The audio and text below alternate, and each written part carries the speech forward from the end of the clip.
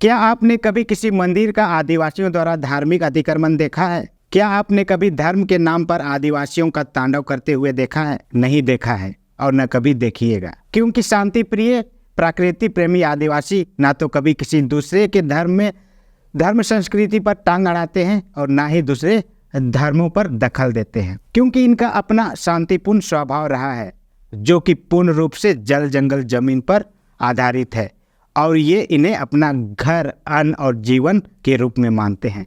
लेकिन जबरन जब दूसरे समुदायों द्वारा इनकी धर्म संस्कृति पर प्रहार किया जाता है तो ये चुप कैसे रह सकते हैं। जोहार, मैं हूँ गोविंद टोप्पो और आप देख रहे हैं लोकतंत्र 19।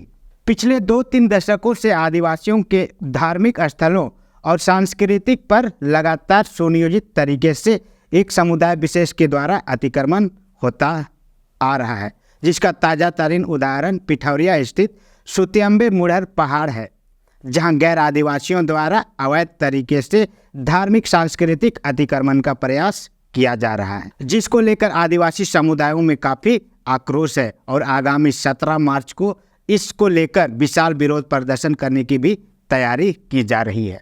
तो आखिर मुड़र पहाड़ को मुंडाओं का ऐतिहासिक स्थल ही क्यों कहा जाता है और झारखंड में मुंडाओं का इतिहास कैसा रहा है?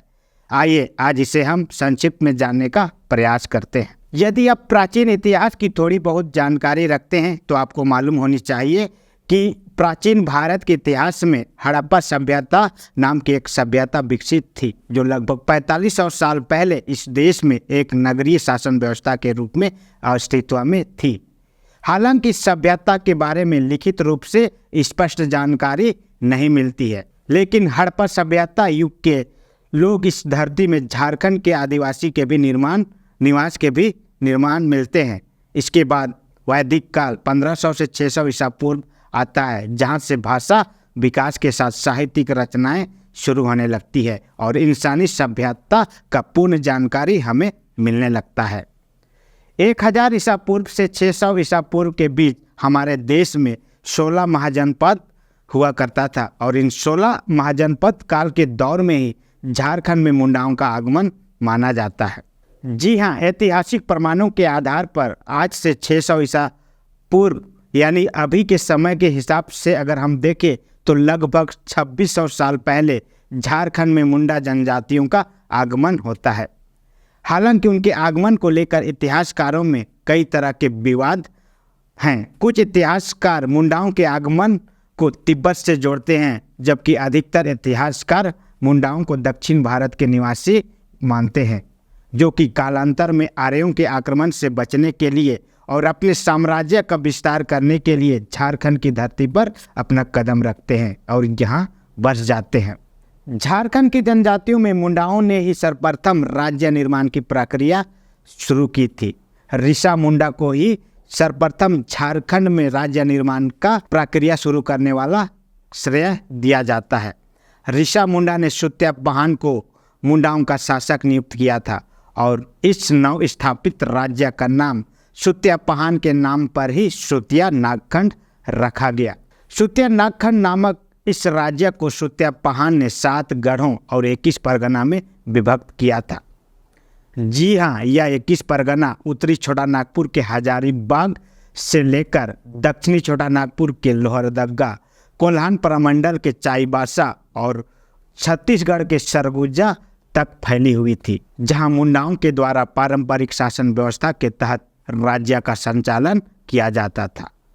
मुंडाओं के अंतिम राजा मंदरा मुंडा को माना जाता है, जिन्होंने मुंडा साम्राज्य का स्थानांतरण नागवंशी शासकों को सौंपकर मुंडा साम्राज्य का अंत किया और झारखंड में नागवंशी शासन व्यवस्था की शुरुआत हुई, जो कि भारत की आज़ादी के यानी 1947 तक बरकरार रही और इस वंश ने मुंडा शासन व्यवस्था के ही द्वारा जो शासन व्यवस्था चलाई जा रही थी उसे ही अपनाया और अपने राज्य का संचालन किया।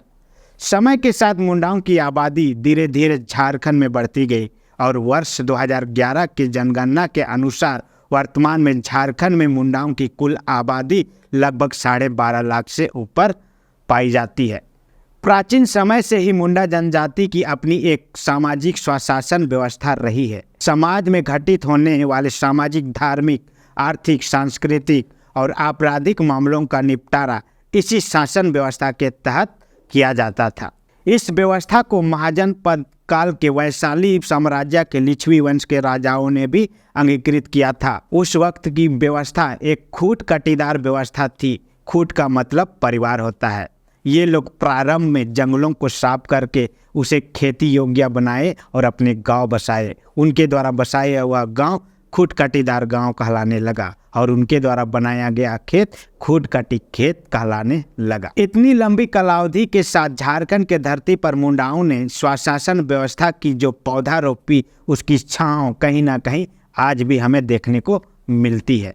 इतनी लंबी कालावधि के साथ इस राज्य पर रहने वाले मुंडा जनजाति की इतनी विशेष संस्कृति और पूजा पद्धति है जिसका वर्णन इस वीडियो पर नहीं किया जा सकता। आप सिर्फ इसको समझ सकते हैं कि जो मुंडा जनजाति 2600 से लेकर 2700 साल पहले इस राज्य में निवास करता आ रहा है, उसकी रूढ़िवादी परंपरा, सांस्कृतिक, धार्मिक विचारधारा, और अगर आप इनकी इस विचारधारा और सांस्कृतिक धार्मिक पहचान पर कुटाराघात करेंगे तो जाहिर सी बात है कि इसका प्रत्युत्तर आपको या समाज जरूर करेगा। और वैसा ही वर्तमान में झारखंड के आदिवासी बहुल राज्य है जहां संविधान की 5वीं अनुसूची लागू है, जहां पर 32 प्रकार की जनजाति पाई जाती है और इन 32 प्रकार के जनजातियों की अपनी विशिष्ट पहचान और विशिष्ट परंपरा पाई जाती है। लेकिन समय के साथ लगातार इन आदिवासियों की विशिष्ट परंपरा और पहचान पर अतिक्रमण किया जाता रहा है, जिसका प्रत्युत्तर लगातार आदिवासी समाज करती रहेगी। बाकी आज के लिए इतना ही। अब हमारा प्रयास रहेगा कि एक बार आपको पिठौरिया स्थित सुत्याम्बे मुहर पहाड़ में जाकर वहां से लाइव यथास्थिति दिखाने का प्रयास किया जाए और हम प्रयास करेंगे कि आपको दिखाया जाए। बाकी आज के लिए इतना ही। हमारा प्रयास रहेगा कि एक बार आपको पिठौरिया स्थित मुहर पहाड़ में जाकर वहाँ की यथास्थिति से लाइव अवगत कराए। बाकी आज के लिए इतना ही। फिर मिलते हैं कोई ऐसे ही विषय के साथ। तब तक के लिए बहुत बहुत धन्यवाद, आभार, जोहार।